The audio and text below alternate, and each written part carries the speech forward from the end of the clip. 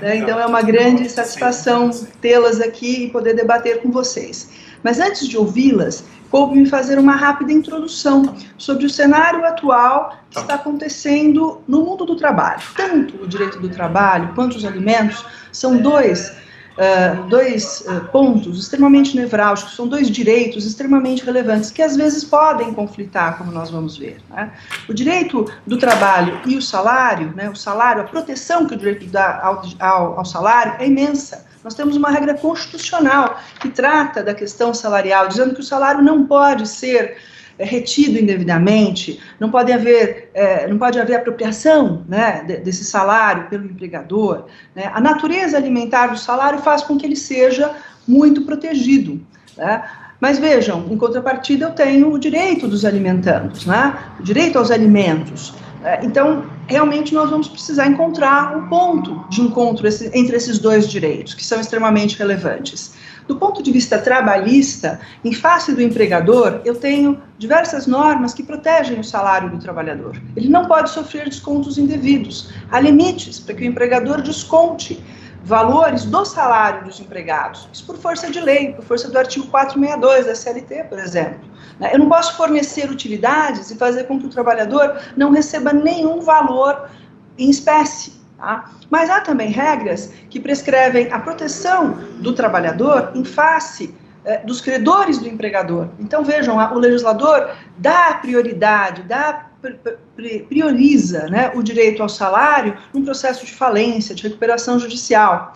E também há a proteção dos credores do empregado, a proteção do salário em face dos credores do empregado. Há limites para que eu possa, de novo, captar ou capturar o salário do empregado.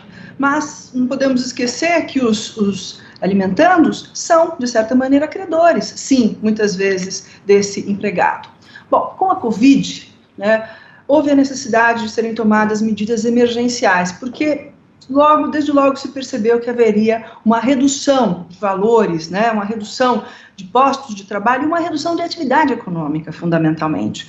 Então, para evitar a perda de emprego e para assegurar recursos e condições mínimas de subsistência, foram editadas diversas medidas provisórias e leis, a contar de março de 2020. Várias dessas estão aí na mídia, já vários trabalhos sobre essas medidas de enfrentamento, né, e de preservação de empregos. Do ponto de vista trabalhista, as mais importantes medidas que foram adotadas foram as medidas 927, 936, que trata da relação de trabalho, e a Lei 13.982, que fala do suporte aos trabalhadores em situação de vulnerabilidade. São aqueles trabalhadores que até mesmo não tinham uma vinculação formal, né, mas que passaram a receber um auxílio e um determinado benefício do governo federal da União. Pois bem, a medida provisória 936, ela foi convertida numa lei 14.020, que disciplina o Programa Emergencial de Manutenção do Emprego e Renda. E em linhas muito gerais, em uma síntese extremamente apertada, essa medida, essa lei agora, ela permite a redução proporcional da jornada e do salário, e até mesmo a suspensão dos contratos de trabalho com o pagamento de um benefício emergencial que é custeado pela União. Não cabe aqui falar sobre como é o cálculo e tudo mais, mas a verdade é essa: o Estado permitiu que as empresas reduzissem salários ou mesmo suspendessem os contratos, fornecendo, assegurando ganhos, né, pagando aos trabalhadores valores, subsídios, com o objetivo de preservar os seus empregos. Tá? Sim, porque as empresas também estão ameaçadas nesse momento, né, de pandemia. Pois bem, a suspensão do contrato à redução da jornada, ela pode ser feita por negociação individual ou coletiva, determinando a lei que, cessado o estado de calamidade, o contrato seja restabelecido. Tá? Havia uma previsão de um tempo máximo de redução e suspensão por 90 dias. Esse tempo poderia ser majorado por força do que estava estabelecido em lei, e foi majorado recentemente pelo decreto 10.470, assinado recentemente pelo Executivo. Então, nós estamos diante realmente de um quadro onde muitas pessoas estão recebendo um salário menor, estão trabalhando menos, estão recebendo um salário menor, ou então estão com seus contratos suspensos. Ora, Mas o salário pode ser penhorado? Né? Será que o salário, que é a subsistência, que tem toda essa proteção constitucional, pode ser penhorado? Ele pode ser retirado do trabalhador? O nosso Código de Processo Civil admite a penhora, não só no caso de execução de alimentos, como em outros casos, quando a quantia não exceder 50 salários, é o que diz o 833 do CPC. Mas o parágrafo 2º do 833 fala, sempre admite, sempre coloca, né, talvez em pé de igualdade mesmo, o direito do alimentando. Quer dizer, eu preciso preservar, assegurar o salário para a subsistência de quem trabalha, para a subsistência, como eu preciso preservar também os honorários, enfim, para a subsistência do trabalhador que não é empregado, mas que é autônomo, mas eu não posso me descuidar do direito, né, do alimentando. Né? Portanto, são dois importantes direitos que precisam ser, de alguma maneira, equilibrados. E como é que fica a situação do alimentando nesse quadro todo? Será que pode haver a readequação da pensão alimentícia? Será que ele terá proteção em relação, o alimentando, né, em relação aos credores do empregado, do trabalhador autônomo? Quer dizer, eu posso deixar de pagar o aluguel, eu posso deixar de pagar outros benefícios para que os alimentos sejam honrados, especialmente nesse período de pandemia, né? E o empregador confrontado com uma ordem de descontar alimentos de valores grandes, né? Imaginemos alguém que tinha realmente um salário extremamente expressivo e depois sofre uma redução. Como ficará a situação desse desconto, né? Como se deve proceder na prática? São essas questões que nós vamos procurar debater hoje aqui no nosso webinar. E, portanto, já feitas essas considerações iniciais, eu já imediatamente passo a palavra para a doutora Karina Calil, que a doutora Karina Calil é advogada especializada, como eu disse, na área de família, e vai falar sobre revisional de alimentos, sobre esse novo cenário. Doutora Karina, seja muito bem-vinda. Boa noite a todos. Bom, não preciso nem falar que é um imenso prazer estar aqui conversando essa noite com os meus amigos queridos, né? Afinal de contas, somos já conhecidas há muito, como diz um amigo meu, há mais de 5 anos, então a gente tem bastante intimidade para brincar aqui essa noite com algumas informações em relação a esse assunto, que é um assunto polêmico, é um assunto que a gente não tem uma regulamentação ainda da jurisprudência, até por ser um assunto muito novo, mas que a gente está caminhando aí dentro do judiciário e também nos Sejuscs e nas câmaras de mediação, para tentar sanar esse problema que é tão difícil de equalizar nessa época. Difícil por quê, né, gente? Assim, a gente tem que pensar que as ações de alimentos, eu até fiz um PowerPoint aqui, eu não sei se eu vou conseguir colocar direitinho, mas eu vou tentar, tá? As ações de alimentos, elas são baseadas numa relação, num binômio necessidade e possibilidade. Né? Então, o que é isso que todo mundo fala, esse binômio possibilidade e necessidade, que todo mundo vem falando? Nada mais do que equalizar para a gente a possibilidade do pai ou da mãe para prestar alimentos e a necessidade do alimentando, né, do filho em prestar em receber esses alimentos. Então, a gente tem aqui gente, é um pequeno resumo mesmo para quem nunca teve acesso a essa informação do que é a ação de alimentos. Então, ali em destaque o binômio necessidade e possibilidade, que é o nosso carro-chefe, tá? A nossa linha de início de qualquer tipo de ação. E dentro desse texto, que são os alimentos, né? Então, aquela parcela, o valor suficiente para a pessoa que não tem como se manter, não tem da onde tirar, atender às suas necessidades de vida. Então, padrão de vida entra na ação de alimentos? Não. Luxo, viagem, entra na ação de alimentos? Também não. o que a gente tem na ação de alimentos, escola, plano de saúde, moradia, comida, remédio, um tratamento de saúde, isso sim são as necessidades de vida, né, para atender a sua qualidade de vida. Lazer de filho, cultura de filho, entra? Sim, dependendo da situação, até pode entrar, mas são também situações casuísticas, tá? Então, quem pode pedir alimentos? Ascendentes e descendentes de forma recíproca, né? Então, a gente tem pais e filhos e extensivo a todos os ascendentes ou descendentes, sempre de forma recíproca. Então, eu posso pedir, minha filha pode pedir alimentos para mim, mas também eu posso pedir alimentos para minha filha. Minha filha pode pedir alimentos para os avós, mas os avós também podem pedir alimentos para os netos. Então, sempre toma lá e dá cá. A gente brinca que em família, pau que bate em Chico, bate em Francisco. Então, a gente tem lá uma equidade, né, nas relações.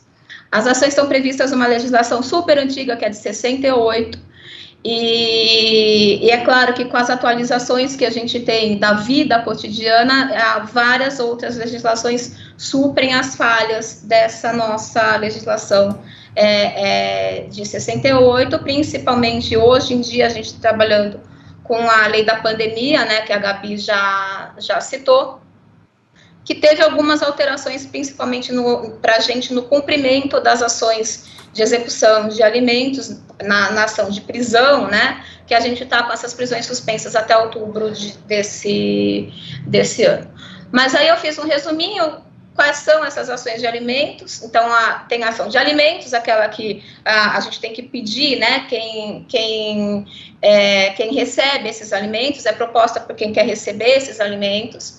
Eu tenho a ação de oferecimento de alimentos, que é o pagador, né, a pessoa que quer pagar esses alimentos, não vislumbra uma conciliação entre o valor e a possibilidade dele, entra com essa ação de oferecimento para o juiz determinar o valor também.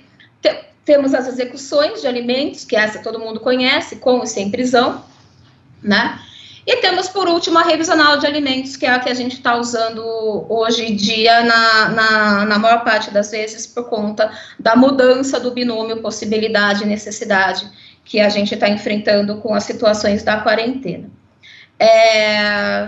Mas por que a gente está enfrentando isso? Gente, não é muito difícil de entender que, diante desse impacto financeiro que o mundo está vivendo por conta da quarentena, as relações de trabalho foram modificadas, como a Gabriela já colocou. Então, a gente tem aí uma realidade hoje em dia onde os empregos sumiram, né, tanto no ambiente formal de trabalho como no ambiente informal de trabalho. E o Estado está tentando, de alguma forma, com esse auxílio emergencial, suprir um pouco as necessidades básicas de todo mundo, mas o quadro que a gente vê é um quadro muito, muito difícil, porque você vê que hoje a gente tem quase o dobro de pessoas recebendo um auxílio emergencial do que pessoas registradas com carteira de trabalho. Isso são dados do IBGE e também estão no portal da transparência. Então, são dados públicos que a gente pode aí toda hora entrar e consultar.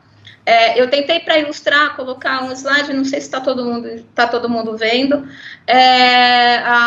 num quadro brasileiro, na geografia do Brasil, os dois únicos locais, os dois únicos estados que a gente não tem, que o auxílio emergencial não supera o número de carteiras assinadas, é no Paraná e no Distrito Federal. Todos os outros, nós temos mais gente recebendo auxílio emergencial do que salário, né? Então, a gente aí está no binômio necessidade e possibilidade diferenciado, né? Então, a gente tem aí uma consequência, né, disso tudo, difícil, né, da gente apaziguar. Então, se de um lado os empregos sumiram, a capacidade de prestar alimentos diminuiu, por outro lado, nós temos a necessidade do alimentando em receber esses alimentos desde sempre. Então, ele continua tendo que pagar a escola, ele continua tendo que comer, ele continua tendo que pagar um plano de saúde, enfim, a vida do alimentando continuou no mesmo patamar. Algumas negociações a gente está conseguindo fazer, né, no âmbito do direito, do que a gente pode na hora, né, colocar, mas nem sempre a gente encontra respaldo da parte contrária em equalizar isso de uma forma consensual. Então, para isso, a gente tem que recorrer ao judiciário e nem sempre o que a gente recebe de sentença é uma coisa que vai agradar a ambos, né, a ambas as partes. Nós não temos, como eu já disse no começo, a possibilidade de ter uma jurisprudência pacificada sobre o assunto, até porque é um assunto novo, e tem que ser analisado caso a caso, porque as situações são muito particulares de cada um. Então, o que a gente tem já como pacificado é a necessidade de comprovação de que a possibilidade dessa pessoa que está pedindo a revisional caiu e que a necessidade de quem está pleiteando aumentou. Não adianta só alegar que é por conta da quarentena, eu tenho que provar qual foi esse impacto nessa equação. A prova tem que ser cabal para a gente conseguir uma tutela antecipada, né, uma medida, a antiga liminar, para ter feito logo depois que a gente entra com essa ação. Em relação às execuções de alimentos também, que seria uma questão de urgência, né, se você já tem uma sentença homologada, a pessoa está devendo alimentos, e eu preciso receber esses alimentos mais rápido possível para sanar essa questão do alimentando, a gente tem aí que as execuções foram suspensas até outubro de 2020. Então, gente, assim, garantir que você vai entrar com ação revisional ou com execução e vai receber o seu crédito ou vai ter uma modificação o mais rápido possível, a gente não consegue te prometer. Está todo mundo tentando buscar formas alternativas ou formas judiciais de fazer essa ação correr mais rápido, sim, isso todo mundo garante. Uma dessas possibilidades é, inclusive, a penhora do auxílio emergencial. A gente já tem decisões que obrigam o desconto de 30% desse auxílio emergencial, que já é quase nada, 30% vira quase nada de quase nada. Mas, enfim, é uma possibilidade, o judiciário já está alcançando essa penhora e está sendo deferido de plano. Só que a gente não tem como cumprir essa decisão também, é um problema que está sendo colocado agora. A gente ganha, mas não leva. A Caixa Econômica, que é quem paga esse auxílio emergencial, não tem como cumprir a ordem judicial de destacar 30% do auxílio emergencial, que eu espero que também isso seja sanado por conta da necessidade, né, de cumprir a decisão judicial. Então, o que a gente tenta fazer, tá? Se as ações demoram, a gente está falando aí, se eu proponho uma ação, eu tenho uma liminar para que pague ou que modifique a minha questão alimentar, mas é imediato o cumprimento? Não, eu tenho que citar essa pessoa.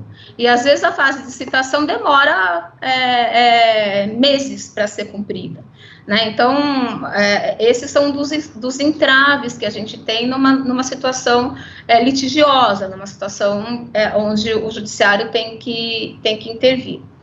Então, várias situações a gente está tentando buscar uma solução, não dentro do judiciário, mas dentro das formas alternativas de solução de conflito, que hoje em dia tem dado um resultado muito bom, ou através do próprio judiciário, nas câmaras, no Sejusc, né, nos centros de conciliação, ou também nas câmaras privadas, né, a gente tem várias em funcionamento que auxiliam a gente nessa tratativa de conciliar as partes antes mesmo de uma decisão judicial. E os resultados têm sido bons, porque as duas partes conversam entre si e tentam ali, dentro da possibilidade delas, buscar um caminho alternativo para enfrentar essa quarentena, que pode ser uma questão momentânea, né? Pode ser que, retornando a atividade comercial, financeira, industrial, daqui a 2, 3 meses, as coisas voltem ao normal, mas também pode ser que não. Eu duvido que a gente tenha aí condições de solucionar a questão do desemprego de tanta gente, né? São 23 milhões de desempregados hoje no país. Então, a gente remete a essas formas alternativas de solução de conflito, que eu não quero entrar no mérito da questão, porque a gente tem aqui uma especialista, que é a doutora Márcia Braga, que vai falar sobre isso. Então, em leves pinceladas, gente, eu acho que essa questão do judicial, essas são as nossas ações. O que a gente tem hoje uma posição do tribunal de analisar realmente caso a caso. Se não houver uma prova cabal da modificação do binômio possibilidade e necessidade, a gente pede essa ação. Então, existe essa necessidade. Então, é sorte, a gente vai fazer todo o possível para ganhar ou perder, né? Ou cada um vai lá dentro da sua atuação tentar fazer o melhor para o seu cliente, que é o que se espera de todo advogado. Eu espero que tenha perguntas depois para a gente poder complementar essa apresentação pequena pela dúvida, caso a caso, né? Pela questão caso a caso. Então, eu espero as perguntas posteriores e remeto agora a minha participação para a doutora Márcia Braga, que vai falar sobre as formas de solução de conflito alternativas que a gente tem hoje. Agradeço a todos. Deixo aqui meu e-mail para quem quiser anotar também, entrar em contato se tiver alguma pergunta posterior. E uma boa noite para todos. Obrigada. Karina, muito obrigada pela apresentação, foi muito elucidativa, e você trouxe dados realmente impressionantes, né, com um número grande de pessoas ali, sem a possibilidade, né, de oferecimento de alimentos. Depois eu tenho uma pergunta, mas vou deixar para o momento posterior, ligada à questão de quem tem a obrigação, né, você falou sobre as relações de parentesco, que eu queria depois aprofundar um pouco, que eu acho que isso também é bem importante. E já dando a palavra para a Márcia, que tem bastante experiência, como já foi dito, que participa, né, das conciliações e das formas alternativas de solução de conflitos nessa matéria, vai ser um prazer ouvi-la, Márcia. Boa noite. Bom, inicialmente eu gostaria de agradecer a oportunidade de falar sobre mediação, sobre alimentos na pandemia, esse problema realmente da diminuição do salário em detrimento das crianças que precisam de alimentos, e isso não mudou. Então, é com muito prazer que eu trato da mediação como método alternativo de solução de conflito. Ele não é o único, mas é hoje muito presente, né, hoje está absolutamente adotado, graças a Deus, já está em voga, e estabelecer um canal de diálogo e escuta ativa para que as partes construam a melhor solução para o conflito. Então, sempre entender que conflito é aquela situação onde as pessoas não conseguiram se entender. Então, assim, ela existe, mas as partes envolvidas não se compuseram, elas estão conversando antes e não está dando certo. Então, aonde entra o método alternativo? Ele entra nesta hora, ele entra no momento em que alimentos é urgente, precisa ser resolvido, mas as partes não estão se entendendo. Então, há que se buscar uma solução. E o método alternativo, ele tem justamente a função de pacificar, né? Então, antes de mais nada, mediação, métodos alternativos de solução de conflitos, a ideia é a pacificação, é a cultura da pacificação. A resolução número 125 de 2010 do Conselho Nacional de Justiça dispõe sobre a política judiciária nacional de tratamento adequado dos conflitos de interesses no âmbito do Poder Judiciário e da outras providências. Então, a partir desta resolução 125 de 2010, importantíssima, chegou aqui no Brasil, instaurou no Brasil, de vez, para ficar a questão dos métodos alternativos. Na sequência, nós tivemos a Lei da Mediação, número 13.140 de 2015, então este ano, já se passaram 5 anos do advento da Lei da Mediação, e houve bastante webinars a respeito, foi muito comemorado, por quê? Porque, de fato, foi uma política pública que chegou e que está aqui para nós, tá? Então, a pergunta que fica, né, a participação da mediação é uma participação prática. Então, onde conciliar? Então, as pessoas que estão interessadas em resolver os seus conflitos de forma prévia, onde conciliar? Cada Tribunal de Justiça de Estado em todo o Brasil tem o seu setor de conciliação hoje. Então, em primeiro lugar, entrar no site do Tribunal de Justiça do seu estado e procurar lá conciliação. Lá você vai encontrar uma lista de endereços desses centros judiciários, que eu já vou explicar o que é, e tem este onde conciliar. Então, nós temos o Tribunal de Justiça que responde, e eu sou membro associada da ABRAMAC. A ABRAMAC é a Associação Brasileira de Mediação, Arbitragem e Conciliação. Na verdade, é um sítio onde você encontra diversas possibilidades de composição. Então, quem ingressa aqui tem acesso a câmaras e mediadores do Brasil todo, e lá explica o que é a mediação, o que se consegue com isso. Então, a abramac.org é uma das formas de procurar essa mediação. E a quem recorrer? Então, eu estou com um problema de alimentos. A quem recorrer? Eu tenho alimentos não judicializados e alimentos judicializados. Quais são os não judicializados? Aqueles onde as partes entenderam que podem tratar esse alimento primeiro entre elas. Não precisa nem do mediador, elas vão tentar entre elas. Existe uma parcela da humanidade que consegue se entender, e eu acho que é uma parcela boa, mas chega um momento, algo pega, é um emocional, é uma irritação, é uma mágoa, uma dor. Então, aí nessa hora, aquilo que poderia ter sido uma simples conversa virou um conflito. Muito bem, alguém tem que resolver. Então, o que faz no pré-processual? Você está disposto a oferecer alimentos ou você precisa da fixação daqueles alimentos? Procura, tem 3 possibilidades. Sejusc, Centros Judiciários de Solução de Conflitos e Cidadania. O Sejusc, eles fazem parte hoje dos fóruns, mas também existem unidades autônomas. Então, como eu falei, essa lista do Sejusc, mais próximo da sua casa, está lá no Tribunal de Justiça do seu estado. Nestes Sejuscs vai acontecer de forma pré-processual, ou seja, não existe ainda uma demanda e a intenção é um convite para que o outro compareça a uma sessão. Hoje o comparecimento é virtual, então compareça uma sessão virtual para conversar sobre alimentos, tá? Então isso seja justo. Câmaras de mediação privada. Bom, eu faço parte de uma, a minha câmara chama-se Mediato, as sócias fundadoras Luciana Loureiro e Ana Cristina Freire, são 2 pessoas extremamente engajadas, eu vi a Mediato nascer, participo desde então, e eu sei que é um trabalho de muito amor e muita dedicação a justamente pessoas que querem se entender. Então, a mediação, ela é apaixonante nesse sentido. Ela, por natureza, ela é empática. Então, ela já gera empatia e as pessoas já têm muito o que viver e oferecer dentro de um ambiente de mediação.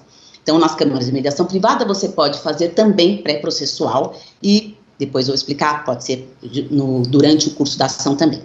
E a Defensoria Pública do Estado de São Paulo, em parceria com a ABRAMAC, foi lançado um projeto onde aquele que vai buscar assistência judiciária, ele também pode ser atendido previamente, antes da Defensoria Pública mover a ação de alimentos. Então, esse também é uma forma de atender as pessoas antes.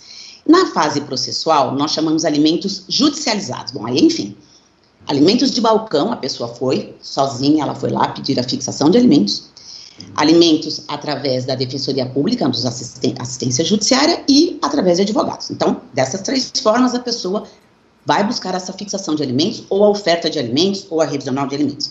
Então, nesta questão do judicial, a qualquer tempo, tanto as partes quanto os juízes podem entender que cabe a mediação. Então, as pessoas podem se compor durante o curso do processo, até a sentença e, às vezes, até depois. Tá? Então, a todo momento é possível conciliar. O Sejusc é assim, a pessoa vai achar o Sejusc mais próximo da sua casa. Aí ela vai até lá, hoje, virtualmente. Ela entra em contato por e-mail ou pelo telefone que ela encontrou no site do seu Tribunal de Justiça, aquele do seu estado. Ela vai mostrar que tem interesse em pedir alimentos, que seja fixação, ou oferecer os alimentos, tá? Então, o coordenador do Sejusc, hoje por meio virtual, telefone, e-mail, plataforma, vai ouvir aquela demanda, vai pedir, então, um telefone ou um e-mail para fazer o convite à outra parte. Então, onde a mediação é diferente da justiça? Na mediação há um convite. Então, o outro precisa aceitar? Não. Então, não tem mediação se o outro não aceitar. Só vai haver mediação quando os dois decidirem que estão prontos para conversar a respeito. Vamos dizer que aceitou. Então, ele aceitou, ele vai ser chamado para agendar um momento ali, né, uma audiência virtual. A plataforma do nosso Tribunal de Justiça de São Paulo é o Teams. Então, pela plataforma Teams, são agendadas as sessões de mediação. Aí, vai haver um mediador ali capacitado, conversando com as partes, acompanhadas ou não de advogados, tá? Essa sessão, ela tem um custo, que é das partes, mas se a parte que pediu a mediação, durante a conversa com o coordenador, já disser que ela não tem condições de honrar aquele valor, então ela vai assinar uma solicitação de gratuidade e aquela audiência vai acontecer da mesma forma, sem custo. Se houver a possibilidade de pagar aquele custo, normalmente é dividido entre as partes, tá?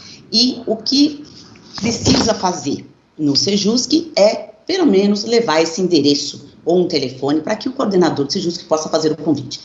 Nas sessões em câmaras de mediação privada, a mesma coisa. Nós podemos ter o pré-processual, a pessoa procura uma câmara de mediação, então elas entram em contato com a câmara, expõem que tem interesse em chamar o outro para conversar sobre alimentos. Muito bem. Este mediador, ele vai fazer o convite ao outro. Nesta sessão do convite, vêm os dois, vão sempre partir do princípio que a outra parte aceitou. Aceitou? Vamos conversar sobre? Vamos. Então, todas as vantagens são oferecidas, já são mostradas de plano, isso no Sejusc e nas câmaras de mediação privada também. Então, essa sessão, ela comporta de que maneira nós vamos fazer acontecer a sessão, tá? Então, é o tempo de duração da sessão, se pode ser mais de uma, o valor. Isto tudo precisa ser combinado, tá tudo certo? Dá o start. Quantas sessões precisam? Quanto tempo vai ser de cada um? O mediador, ele está ali disposto e ele vai fazer o que precisar. Como são assuntos emergentes e urgentes, normalmente não se joga muito para frente, não. Uma sessão para outra tem um espaço curto para acontecer, porque a ideia é resolver. E elas são confidenciais e sigilosas, participam apenas o mediador, as partes e os advogados, se houver. Elas não podem ser gravadas em hipótese alguma, e só ao final, para validar o termo de mediação, que nós fazemos um termo, e tem um link de assinatura. É nesta hora que liga lá a câmara e grava, tá? Então, as sessões em câmaras privadas podem ser pré-processuais, mas também podem ser no curso da ação. Aí, como funciona esta no curso da ação? Os juízes, normalmente, eles sentem, eles entendem que existe uma questão emocional bem difícil, e que é ela que está travando a solução prática. Há uma dor, às vezes as pessoas têm consciência dela, às vezes não. Esta dor, que está ali oculta e dificultando o entendimento, precisa ser tratada. Então, os juízes têm muita sensibilidade para isso. O que eles fazem? Eles determinam que haverá uma tentativa de conciliação e mediação em câmara de mediação. Então, nomeia-se a câmara, essas partes elas estão obrigadas, vamos dizer assim, a participar pelo menos da primeira. Nesta primeira é estabelecido o valor da remuneração, nesta é estabelecido quantas sessões, se tem interesse. Ainda que a parte chegue lá e diga, eu não quero, as duas podem fazer isso, ou uma, eu não quero, ok, não tem mediação, mas nesta primeira eles precisam comparecer. E há uma penalidade. até 2% do valor econômico da demanda é aplicado àquele que se recusa. E vamos partir do princípio que aceitou. Então, vai fazer a mediação. O mediador, ele informa o juiz que as sessões vão acontecer, assim como ele também vai, ao final, de 1 a 2, quantas forem, ele vai levar o resultado, que é o acordo que as partes construíram e chegaram juntas àquela solução, para elas, por elas. Então, não é mais o juiz que vai dizer o que é para fazer, são as partes que entendem o que é para ser feito. Nessa hora, se leva o termo para ser homologado, ele se torna um título executivo judicial. Então, aquele que não cumprir, o outro pode executar o acordo em juízo. Então, não é um nada, é uma conversa que resulta no termo de acordo das partes, em relação à vontade delas, e que vai ser homologado pelo judiciário, tornando-se um título executivo judicial. Então, não é que não possa, isso aqui, uma conversa que não vai levar a lugar nenhum, não necessariamente. Mesmo que não haja o acordo, as conversas sempre são muito importantes, porque a mediação tem técnicas que faz com que esta dor apareça. E quando ela aparece, ela precisa ser tratada. Então, as pessoas acabam conversando a respeito e se entendendo. No convênio da Abramac com a Defensoria, as partes interessadas, necessitadas de assistência judiciária, quando elas procuram a Defensoria, naturalmente, elas estão pensando em ação, mover ação de alimentos. Só que a Defensoria e a Abramac juntas estabeleceram um convênio onde, se a Defensoria entender que aquela demanda pode ser tratada por mediação, haverá essa audiência prévia. Então, eles vão estabelecer, junto com a Abramac, mediadores, através de plataformas digitais, a que as partes tiverem acesso. Veja, aí vai ter que ser mesmo de acordo com as possibilidades das pessoas que procuram a Defensoria. Nem todas têm esse acesso. Então, aí não tem como fazer agora na pandemia. Mas algumas aconteceram. Tá? Então, em sendo possível, vai acontecer. Se não houver a composição das partes naquele momento prévio, então a Defensoria vai mover a ação de alimentos e aí é judiciário de novo. Todos eles, em todas essas situações, pré e durante o processo, a qualquer tempo a mediação é bem-vinda, se o juiz ou as próprias partes entenderem que agora dá para conversar. Porque tem isso, existe um tempo, às vezes eu não estou pronta agora, mas eu estou pronta daqui a um mês. E o processo está acontecendo, então daqui a um mês eu vou lá e me componho, eu chamo. E o mediador, ele tem essa habilidade para fazer com que, não tem problema que você não falou mês passado, tá valendo hoje, tá? Então assim, quais são as vantagens da mediação na pandemia? São muitas, na verdade, mediação é tudo de bom. Mas, vamos pensar, praticidade e agilidade na solução rápida do conflito. Por quê? Porque eu posso resolver numa sessão. Agendou comigo para amanhã, nós vamos conversar por 2 horas. Se chegar na solução, o mediador vai encaminhar esse tempo para homologação. Quanto tempo os juízes hoje homologam? 10, 20, 15 dias úteis, um mês? Está na mão. Então, eu não preciso pensar que eu tenho uma vida para resolver a situação. Eu tenho hoje. Escutativa. O que é escutativa? Eu vou falar e eu vou ouvir. Todos falam, todos ganham, todos cedem. Todos. Então, não tem aquele que se impõe porque fala duro e o outro acanhado e ali subestimado. Não, os dois vão falar e os dois vão ser ouvidos. E as questões que são faladas e tratadas são as práticas, mas também são as emocionais, tá? Toda vez que você promove uma escutativa, naturalmente, como consequência, chega um entendimento mútuo, ainda que não seja pleno, parcial. Algum entendimento haverá, porque eu ouvi e tive a oportunidade de falar. Então, do entendimento mútuo, brota a vontade das partes em conformidade com aquela realidade econômica. Então, qual é a realidade econômica? É que eu estou vivendo hoje. De tudo isso que foi dito pela doutora Gabriela, a doutora Karina, chega na mediação. Então, o que eu tenho? O que eu tenho para oferecer? O que eu posso fazer? Olha, eu não posso pagar efetivamente. Então, vamos fazer o seguinte, houve diminuição do que você pagava para as crianças enquanto está na pandemia? Houve, então eu fico com a escola. Vamos tentar negociar um reajuste, um desconto na escola. Por exemplo, está fazendo balé, ajudou natação, fechou por causa da pandemia, cessou. Então, se eu estou agora sem condições de pagar isso, vamos suspender o perueiro. Então, traz para a mesa hoje a tela as questões para as pessoas. Porque vida de filho é dinâmica. Realmente, são muitas coisas acontecendo. O que dá para abrir mão? O que é que pode esperar?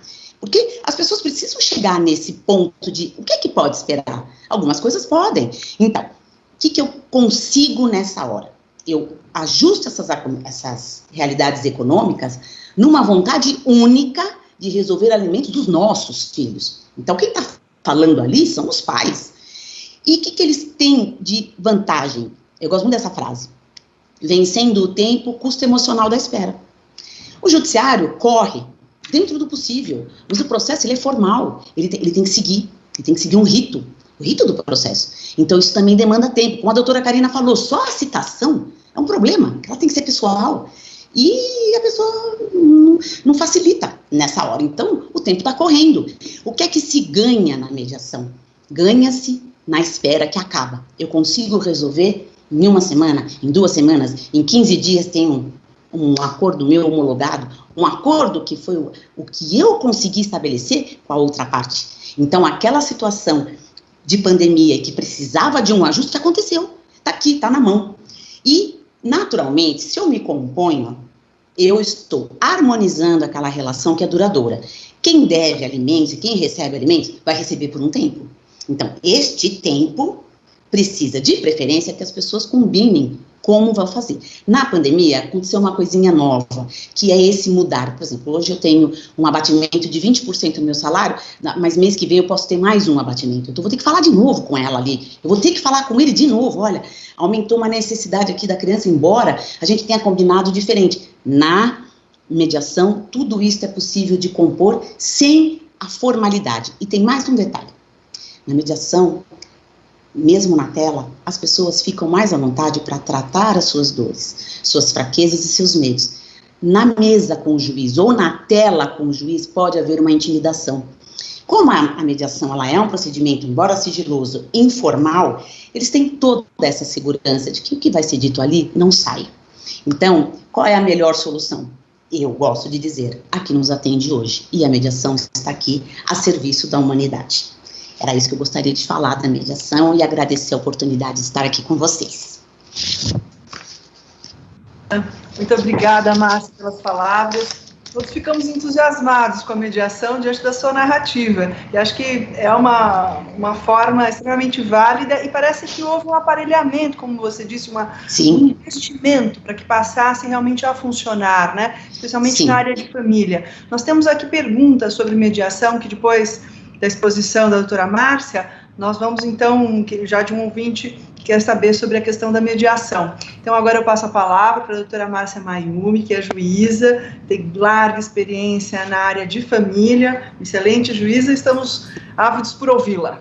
Doutora Márcia. Boa noite a todas, minhas colegas de faculdade, minhas colegas de classe, a doutora Karina da classe ímpar, a doutora Gabriela, minha veterana, é um prazer estar com todas aqui.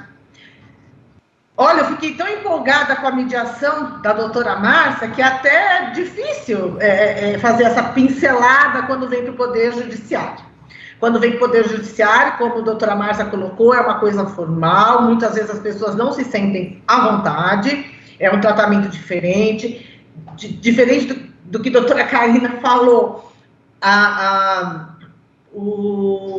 quando é judicializada a ação, existe um tempo, né, como ela mesma diz, existe um tempo da ação, a doutora Márcia também colocou, que é o tempo do processo, do devido processo legal, é o tempo da citação, é o tempo da resposta do réu, e são prazos processuais estabelecidos pelos códigos que não tem como ser pulados e que garantem aí, fazem a garantia do devido processo legal.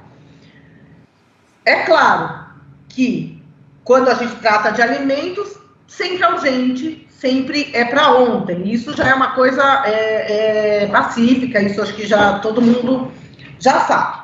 Mesmo assim, os alimentos entram dentro dessa esfera jurídica, o jeito mais simples, talvez, e direto de explicar o que seriam alimentos, é uma modalidade de assistência imposta por lei de ministrar recursos necessários à subsistência e à conservação da vida, tanto física como moral e social do indivíduo.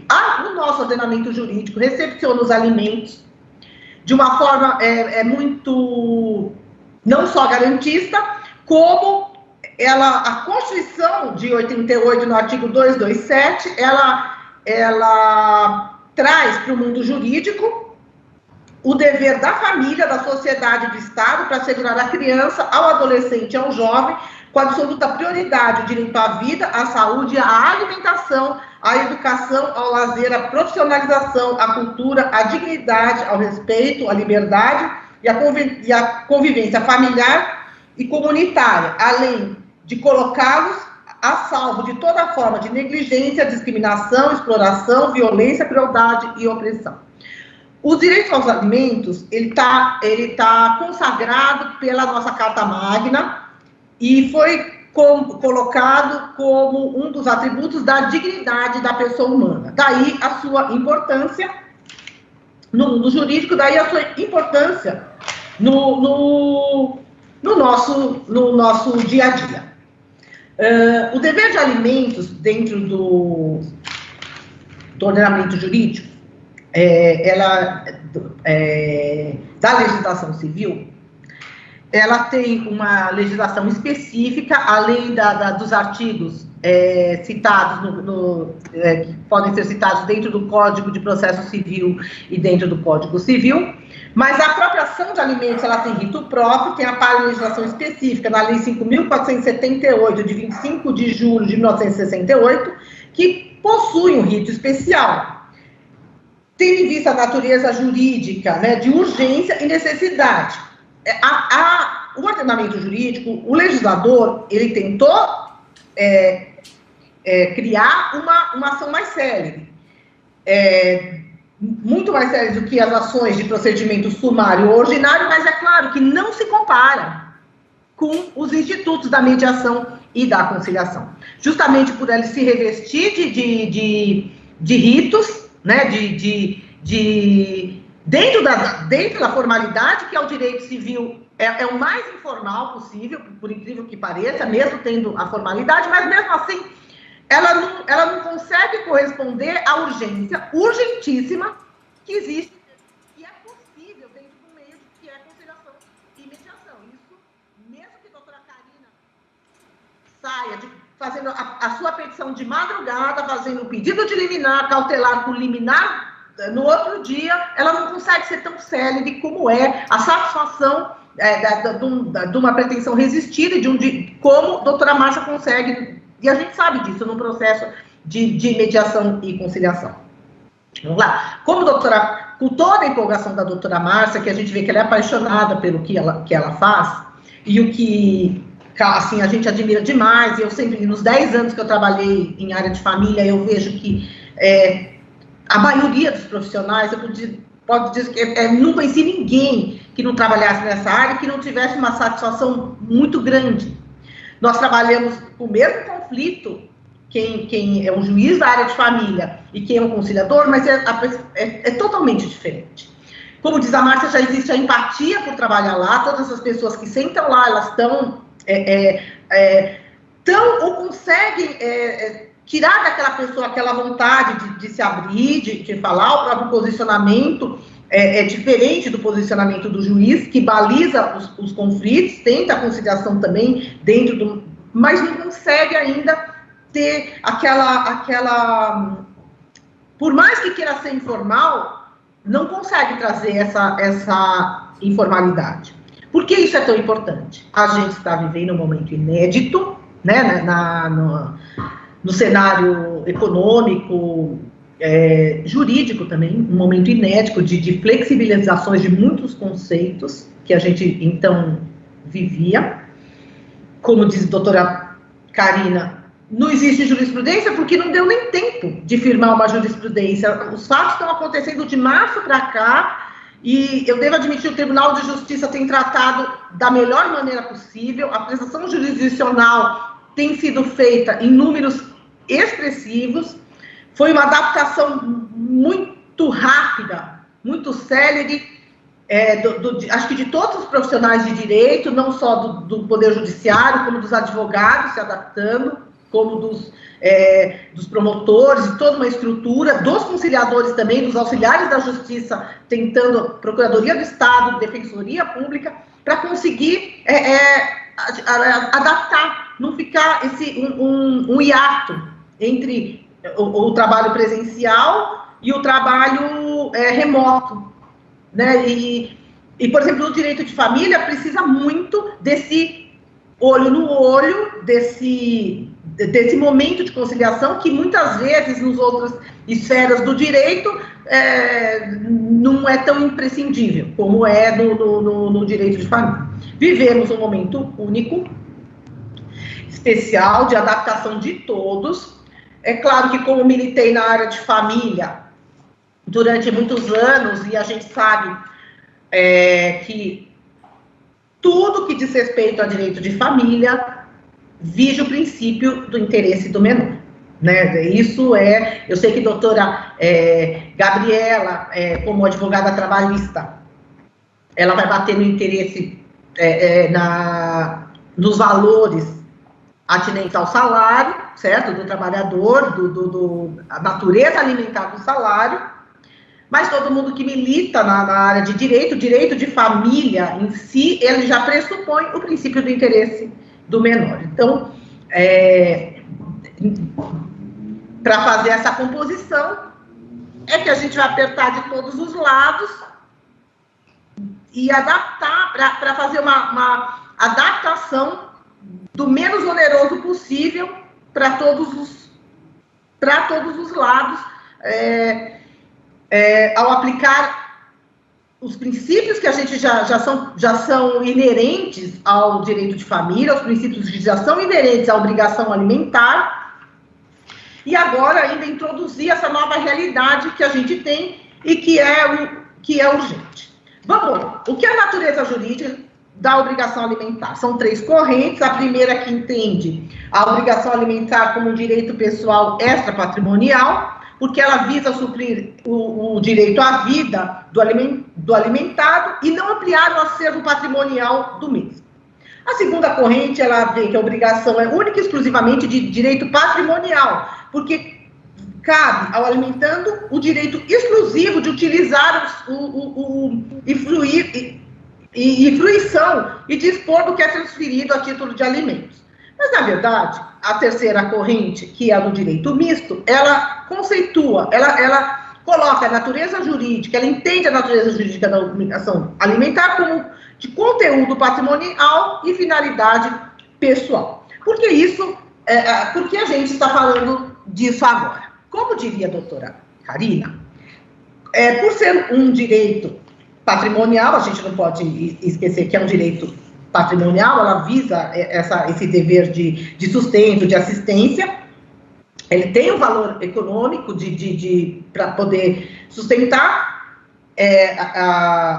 não só o conceito literal de alimentos, mas alimentos de uma forma geral, abrangendo educação, vestuário, cultura, lazer, saúde. Então, ela tem um conteúdo, isso tem um valor, tem um dispêndio, tem como fazer para conciliar o salário do trabalhador,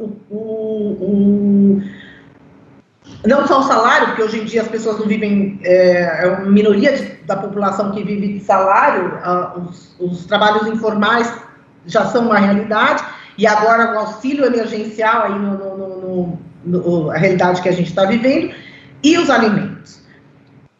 A necessidade de alimento, como diz a doutora Karina, muitas vezes ela sofreu um desequilíbrio agora com o evento da pandemia, com a perda de emprego. Muitas vezes o colégio, a escola que ela fazia já negociou e conseguiu diminuir um pouco os valores. Alguns supérfluos que as crianças faziam, que uma classe média fazia, ficou reduzida. Academia, clube, balé, essas coisas ficaram reduzidas e, de certa forma, a sociedade inteira empobreceu, diminuiu a capacidade econômica com a diminuição da renda, a diminuição do trabalho em si, a sociedade, enfim, econômica, a parte econômica da sociedade deu uma diminuída, teve um retrocesso naquele crescimento econômico que a gente estava vislumbrando, até o que a gente esperava agora para 2020, no começo do ano, a gente viu que deu um retrocesso com isso. Existe a necessidade da adequação para a realidade, e como é feita essa adequação é caso a caso. Não existe uma previsão assim legal de fazer ou de tentar legislar agora até de forma errada. É impossível, porque a gente não tem a duração da crise, a gente não sabe por quanto tempo a gente vai viver, e a coisa mais difícil é essa instabilidade de quando vai acabar. Se tivesse uma maneira de prever, seria uma coisa mais fácil. Como diz a doutora Karina, quando existe essa modificação da necessidade e possibilidade, enseja uma ação revisional de alimentos, que seria a ação correta para fazer essa adequação. Apesar da pessoa conseguir tentar resolver numa ação revisional de alimentos jurisdicionalizada, a verdade é que pode ser que daqui a um mês a situação modifique. Em 2 meses a situação modifique. Para melhor ou para pior, mas modifique. A coisa está muito instável. Então, na verdade, nesse momento, sobretudo de pandemia, a solução mais célere seria os princípios, utilizar os princípios da mediação e da conciliação, ou se valer do serviço de mediação e conciliação, que é onde você consegue expor de uma forma muito mais ampla os seus anseios, as suas necessidades, consegue balizar o tanto de ódio que existe entre as partes, de descontentamento e de tristeza que existe mesmo, é uma constante nas áreas de família, e isso impossibilita a conciliação judicial, impossibilita e entrava os próprios processos judiciais mesmo, essa dificuldade de comunicação por conta de dores, e muitas vezes o processo judicial não consegue amenizar. A gente consegue dar solução, o juiz consegue dar solução jurídica, nem sempre a melhor solução satisfatória do ponto de vista emocional e moral. Eu só quero finalizar aqui dizendo da nova, a doutora Karina colocou entre a importância aí do binômio necessidade e possibilidade, mas acho que agora é bem o momento agora até da gente falar da doutrina contemporânea preconizada pela doutrinadora da Maria Berenice, doutora Maria Berenice Dias, que ela fala não só no binômio necessidade e possibilidade, como ela introduz a ideia do trinômio necessidade, possibilidade e proporcionalidade. Acho que é esse o momento, nesse momento que a gente vive de pandemia, que é uma coisa inesperada e urgente, na medida em que não só a gente deve observar a necessidade de quem recebe e a possibilidade de quem paga, mas a gente deve se valer do amparo da proporcionalidade ou da razoabilidade. Isto é um momento que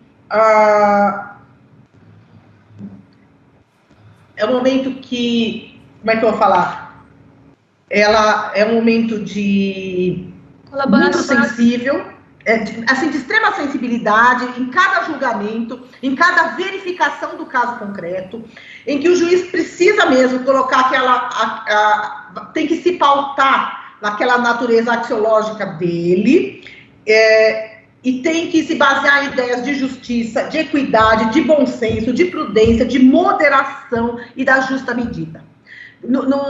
Hoje em dia não adianta o que recebia, o cargo que tinha, se era autoexecutivo, se era um taxista que recebia tanto, um motorista de Uber que recebia um tanto, porque hoje em dia, se não utilizar esses critérios de equidade e de moderação e prudência em cada caso, em cada caso específico, da criança, do jovem, do adolescente, até do filho maior que está fazendo uma faculdade, é impossível buscar uma solução justa dentro do Poder Judiciário. Então, acho que a matéria já é sensível,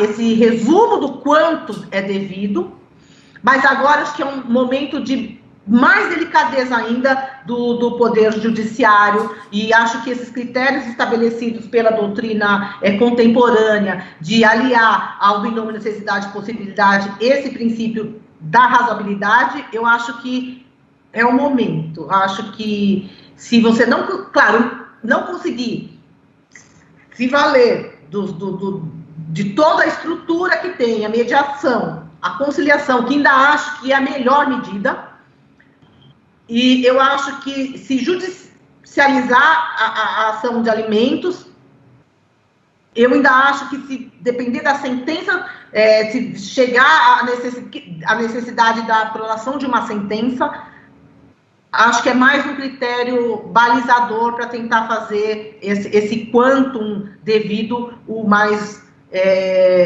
justo possível. A Karine está aí, que é uma advogada aguerrida, briguenta, e que eu admiro muito esse lado dela, sem contar, eu sei as inúmeras tentativas que ela faz de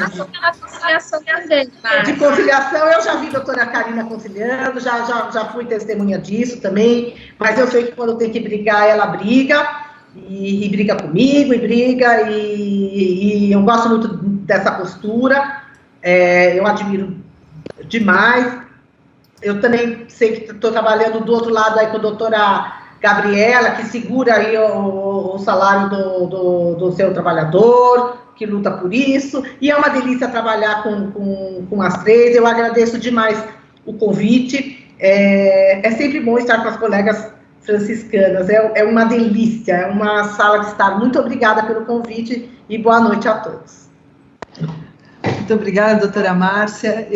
Ao contrário do que a senhora disse, nós também ficamos apaixonados por ouvir que o judiciário usa da proporcionalidade, está atento à questão da dignidade da pessoa humana, que a questão dos alimentos está ligada à questão da dignidade da pessoa humana, essa sensibilidade que mostra, né, uma pessoa que trabalha com isso é extremamente importante e reconfortante. Eu acho que para as pessoas que vão bater as portas do judiciário, né, nesse momento.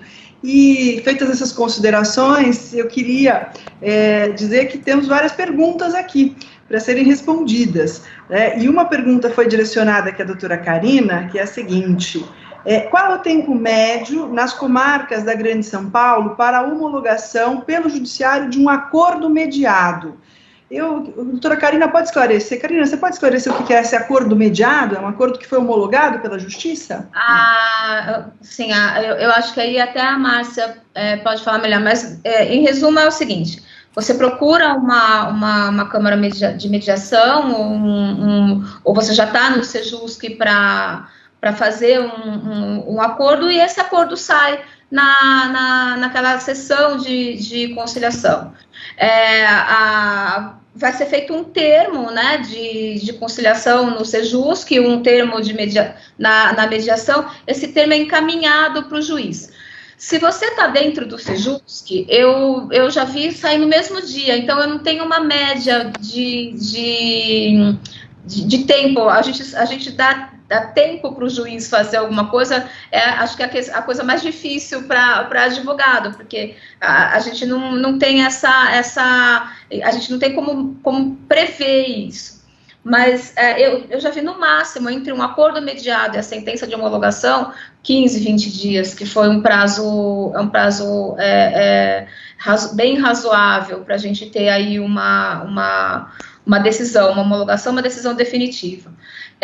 Se você considerar que a gente não consegue, às vezes, sequer a expedição da carta de citação da tutela antecipada no judiciário em 30 dias, você aí ter uma sessão de mediação, uma homologação 15, 20 dias depois, dá para ter uma noção do porquê que a gente fala que as decisões, por conta da mediação, são mais rápidas. Não só a gente tem ali um cuidado pessoal, particular com o caso, né, a pessoalidade do caso, com uma rapidez da homologação dessa decisão. Então, eu acho que principalmente nesse tempo de quarentena, isso está sendo muito bem utilizado. Uma coisa que eu também gostaria de falar a respeito de prazo e de tempo, o judiciário não gosta muito que a gente entre com ações repetitivas de revisional de alimentos, até porque há pouco tempo a condição do alimentado e do alimentante não se modificava tão rápido. Então tem essa resistência, mas você entrou com uma revisional ali em 2018, a gente está em 2020, vai entrar com outra revisional, né? Então quase sempre isso é tese de defesa que a gente escuta, que não teve uma modificação plausível, uma modificação efetiva no binômio necessidade-possibilidade e também na proporcionalidade.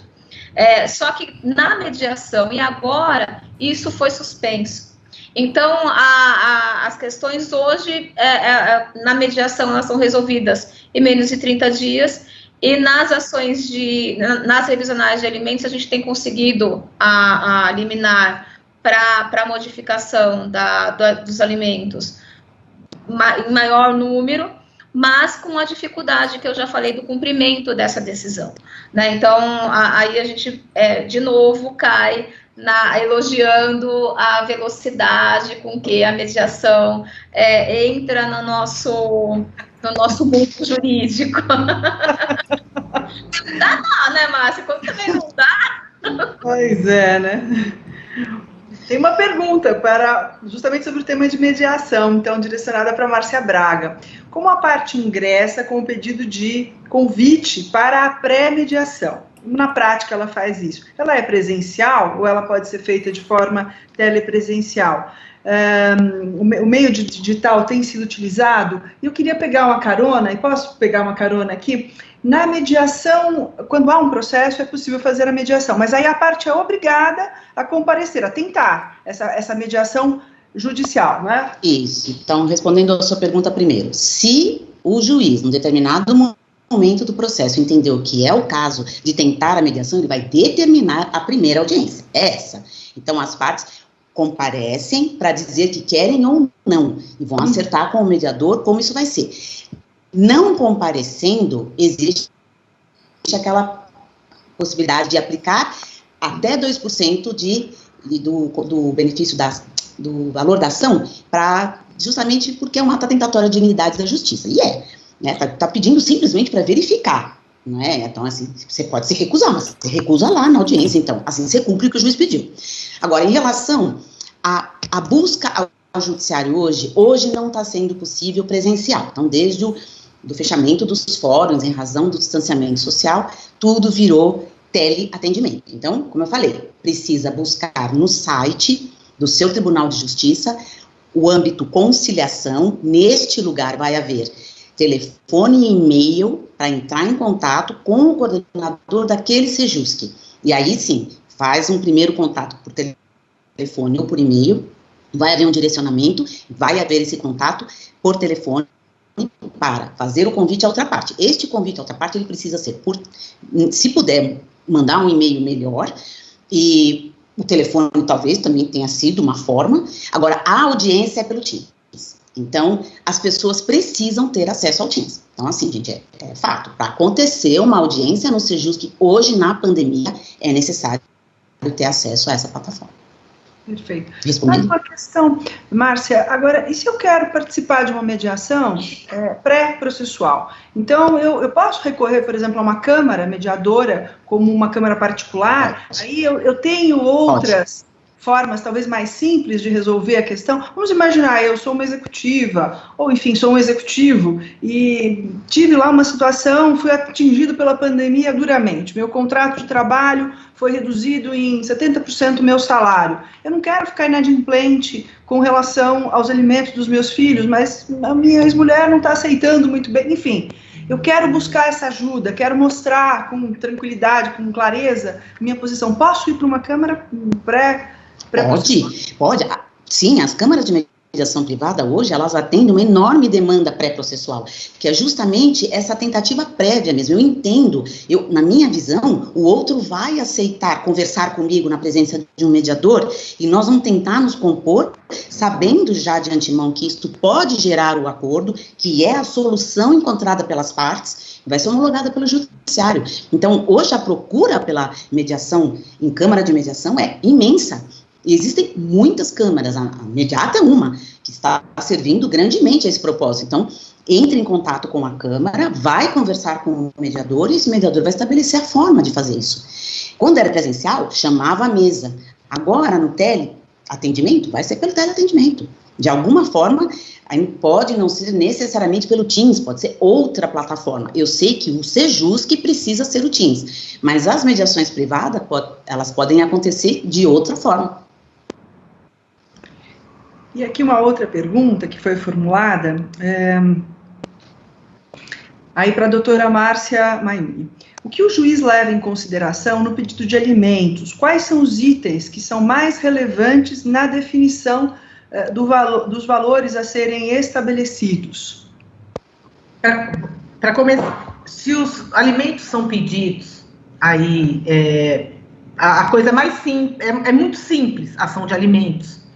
Você vai juntar só a certidão de nascimento, certo? Se você for menor de idade, a necessidade é presumida, então você vai fazer, na verdade, você tem que provar a possibilidade do pai, porque a necessidade é presumida. E para fixação dos alimentos provisórios, acho que não leva menos do que 5 dias para fixar os alimentos provisórios, é uma liminar, e não precisa nem se ouvir da parte contrária, porque os alimentos são devidos em razão da paternidade, basta provar a paternidade. Se você for menor de idade, a possibilidade do pai, porque sua necessidade é presumida. Se você for maior de idade, aí você tem que inverte o ônus da prova e você tem que provar a sua necessidade também, que é cursar universidade, ainda está cursando faculdade, então as suas necessidades, mas a prova é sua. Mas o que leva em conta é a necessidade de quem, para fixar os critérios, o quanto devido, o valor dos alimentos, a necessidade de quem precisa e a possibilidade de quem está pagando, sem contar o vínculo de parentesco. São esses os requisitos necessários para fazer a ação de alimentos. Complementarmente, Márcia, esse vínculo de parentesco, a Karina falou de pais, filhos, avós e netos, os tios também são obrigados a fornecer alimentos? Os tios não são obrigados, deixa eu só explicar. Dentro, a próprio Código Civil, quando ele prevê de forma proporcional, não só pais prestando para os filhos, como os filhos prestando para os pais. E na linha reta, pai, avô, bisavô, esse não tem fim. E nem para neto, bisneto, não tem fim. Agora, para os colaterais, não são devidos os alimentos de forma colateral. Tio não, sobrinho não. Irmãos, existe a possibilidade de irmãos em casos excepcionais. Até o que a gente tem que pensar mesmo os alimentos avoengos, que hoje em dia é uma constante, antigamente não existia essa previsão, mesmo assim, os alimentos avoengos, esses que são pedidos, pleiteados com os avós, eles são feitos de maneira subsidiária, só se o pai não puder, ela é subsidiária, só se o pai não puder prestar esses alimentos e comprovar, não é alegar, é comprovar e de forma proporcional, tanto para os avós maternos como para os avós paternos. Mas tio, sobrinho, não. Não, perfeito. Mais uma pergunta aqui sobre a mediação. Se existe aqui, acho que talvez direcionar para a Márcia, pela sua experiência em mediação, há uma diferença entre mediação conduzida por uma pessoa mais culta ou por uma pessoa mais simples? Isso acaba afetando a qualidade da mediação? Não? Não, porque nós, como mediadores, não podemos orientar, né? A função do mediador é de facilitação e uso das técnicas. Então, quem vai estabelecer a forma, o quanto, se aquele casal, se aquele pai, aquela mãe, enfim, as pessoas que estão ali envolvidas, tratando de alimentos, tem um determinado nível cultural, isso realmente vai ficar entre eles. O mediador, ele vai facilitar, ele é a pessoa que está ali para usar de técnicas e fazer com que as questões emerjam e sejam tratadas. Então, pensando em termos de orientação, nós, mediadores, não podemos orientar. Então, não há nenhuma diferença. Perfeito. E aqui uma pergunta de Maria Alice Pacnas. Ela pergunta como a mediação, na prática, como agir em uma mediação onde há prática de ameaças durante a sessão. Aqui, a doutora Karina... Então, esse é um assunto muito delicado, pelo seguinte, o pressuposto da mediação é a autonomia das partes. Se por alguma razão uma das partes intimida a outra, esta autonomia está comprometida, então a sessão de mediação ela precisa ser interrompida. Se houver um conhecimento prévio, já no Sejusc, na Câmara de Mediação, de que há, por exemplo, violência doméstica, que há qualquer procedimento desses da violência doméstica, se já tem precedentes, se já tem, isso é sabido de alguma forma, a mediação também será prejudicada. Por quê? Como eu falei, a autonomia das partes não pode ser afetada por intimidação. Então, violência, o uso de psicotrópico, o uso do álcool durante a sessão não tem como, porque esta autonomia está prejudicada. Então, em todas essas formas, é preciso tem que ter um antes. Então, por exemplo, a pessoa informa, olha, eu gostaria de pedir alimentos, só que eu tenho o marido, o companheiro, tem uma restritiva ali. Ou ele diz, olha, eu gostaria de ofertar, mas sabe, ela sofre de transtorno mental grave, então a mediação não é possível. Aí, nesse caso, nós precisamos da justiça, porque a decisão do juiz ela é imposta independentemente dessa vontade. Na mediação, é imprescindível a vontade das partes. É preciso ter capacidade, portanto... Capacidade. Então, nenhuma intimidação pode resultar numa autonomia de vontades. Sempre vai haver ali um prejuízo. A pessoa estará intimidada, então não dá. Não tem como. Qualquer capacidade nessa hora que estiver, o mediador também tem que ter sensibilidade, caso a pessoa não informe, nós sentimos, pela fala, pela linguagem corporal, como se posiciona, como senta, aquela fala impositiva, já chega intimidando, nossa, isso começou a sessão, você já viu, né? Então aí tem que ter sensibilidade para entender, vão conversar, mas dificilmente vão chegar numa composição.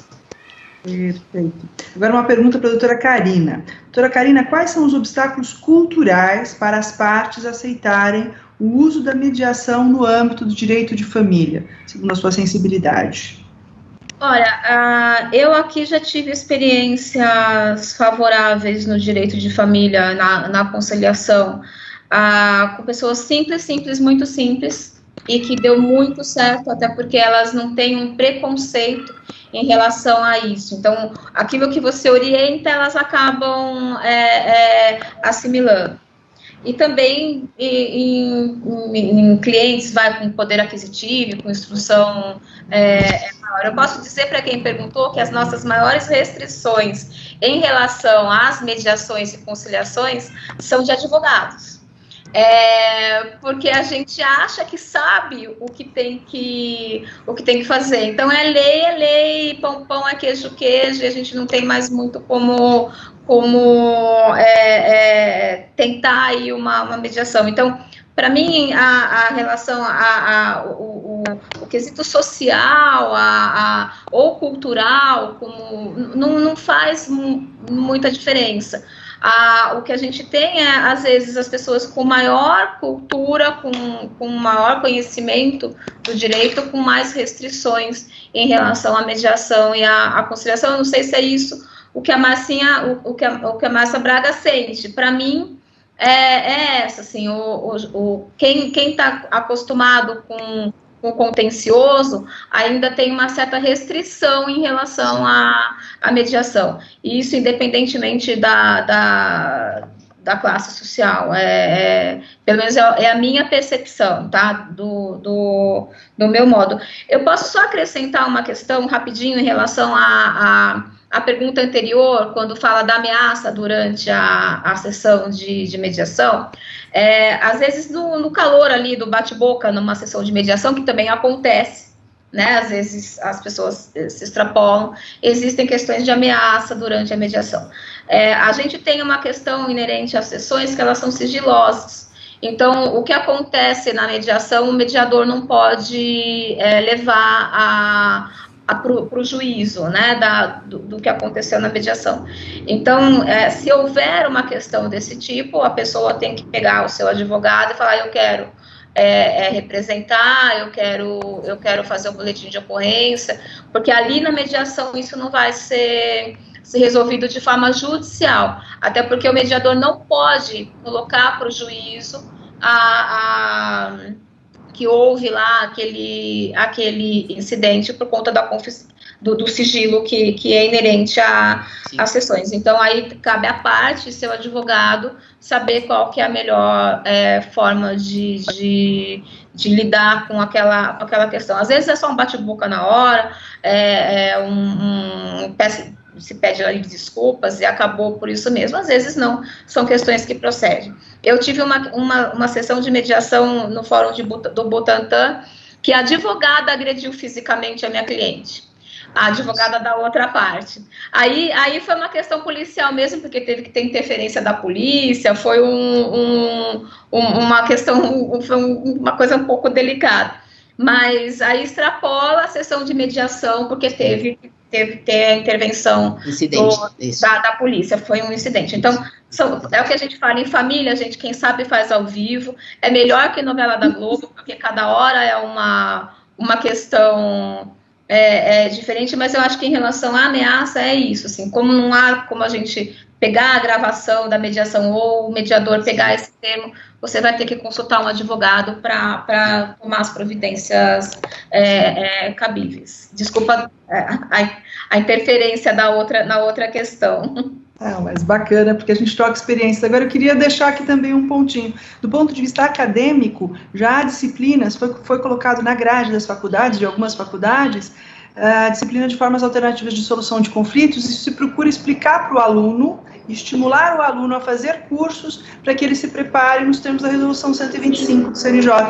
Então, eu acho que essa dificuldade cultural que a doutora Carmen está falando, ela existe, mas existe um movimento, uma política pública para mudança. E eu vejo, por exemplo, na área trabalhista, que alguns processos são depois remetidos à mediação, eles têm feito tentativas, agora menos, talvez, por conta de toda a questão da pandemia e tal, mas ainda vamos chegar lá. Eu sinto que há um esforço, né, geral, para que isso funcione, até para desabarrotar o judiciário, né, que tem muitas causas enfim, e também pela questão da praticidade, da rapidez da solução. Eu queria fazer uma última pergunta, e há outras aqui, várias, depois eu vou passar para as palestrantes, mas se na prática, aí para a doutora Márcia Mayumi, se na prática ela já vivenciou essa situação de conflito, da proteção dos direitos do alimentando, né, e dos direitos do trabalho. Eu tenho um caso aqui no escritório que justamente onde eu estou defendendo uma pessoa que sofreu uma penhora no seu patrimônio por conta de uma ação trabalhista, que é que o pai dela era o dono da empresa, e há esse debate, e eu sinto uma grande resistência do juiz do trabalho em, digamos, colocar, em sopesar, sabe, esse valor, crédito do reclamante versus crédito alimentício, né? Ela fez uma execução de alimentos lá no processo trabalhista e ele está tendo essa dificuldade. Se ela vivenciou na prática, se ela acha que essas questões, se ela tem alguma experiência sobre isso, em suma. Acho que em 10 anos de experiência, o que mais tem é esse conflito que a gente tem todos os dias, quem milita nessa área, de conseguir balizar esse valor. Ao mesmo tempo que a natureza do direito é muito clara, esse direito aos alimentos, o quanto é muito difícil de colocar. Acho que o exemplo mais claro aí de dificuldade ou uma curiosidade é quando um menor de idade entra com uma ação de alimentos contra um jogador de futebol muito famoso e que atualmente nem joga, na época nem jogava no Brasil. A necessidade do menor era uma, a realidade do pai era outra muito maior, Mas ali não tinha que ser sopesada só a necessidade e a possibilidade. Ali é para entrar exatamente o critério da proporcionalidade e da razoabilidade. Não justifica que o valor dos alimentos seja aquela coisa fora só porque o salário do pai é uma coisa fora do estratosférica, não é um terço do estratosférico. Você tem que balizar dentro da necessidade da criança e da proporcionalidade, entendeu? E da razoabilidade para, enfim, o salário era estratosférico, era uma coisa assim irreal assim para o mundo, para a realidade daquela época, de uns, acho que 15 anos atrás, 12 anos atrás, era um valor muito alto e foi fixado, na verdade não foi nem fixado, foi acertado em várias tentativas de conciliação, aí que entra, não foi imposto por mim, mas foi uma sessão que demorou um dia inteiro, acho que umas 6 horas, ele não era obrigado a vir de fora do Brasil para a sessão de conciliação, eu pedi para o advogado convencê-lo a vir, que eu achava que havia possibilidade, na verdade eu tive boa vontade dos advogados das duas partes, a pessoa veio de muito jogador de futebol, veio de muito longe, causou celeuma lá no fórum e tudo mais, isso já faz mais de 15 anos, e na verdade os alimentos foram fixados em menos até que 10 salários mínimos, e as duas partes saíram satisfeitas, foi acordado, a pleiteava que estava ruim do jeito que estava, era porque o apartamento que ela morava com o filho, era num ambiente tão rico, era uma coisa tão que era desproporcional à vida dela. Os vizinhos tinham esse preconceito e ela pediu para comprar num bairro onde ela tinha morado. Como a pessoa era muito mais rica e hoje andava com segurança e tudo, ele pedia dentro do próprio bairro, mas num lugar um pouquinho menos perigoso. Então, na verdade, os ajustes não eram longe, os advogados ajudaram muito. Então, quando os advogados ajudam muito, e você pode aplicar, mesmo com a possibilidade muito grande de uma necessidade do outro, do alimentando, porque, na verdade, a necessidade não tem fim. Você fala, padrão, mas a própria representante legal, ela queria que o filho tivesse as experiências dela de infância parecido com a infância dela e com os parentes dela, e foi uma experiência muito rica e muito boa. Muito bacana, muito bacana. Nós chegamos a 1h30, né, de transmissão, então estamos no nosso horário. Há várias outras perguntas que eu depois vou passar a vocês. Foi excelente estar aqui com vocês, foi ótimo conversar, aprendi bastante sobre direito de família. Agradeço a doutora Karina, a doutora Márcia Braga, a doutora Márcia Maimumi, foi realmente muito bacana. E o nosso escritório, no futuro, espero convidá-las para outros webinars, que nós estamos pegando temas bastante quentes, relevantes do momento, para discutir aqui e até discutir mesmo com as pessoas e poder ajudá-las nessa fase aí de pandemia. Muito obrigada a todas e uma boa noite, um beijo a todas. Muito obrigada pela oportunidade e boa noite. Boa noite, boa noite. Boa noite a todos. Tchau.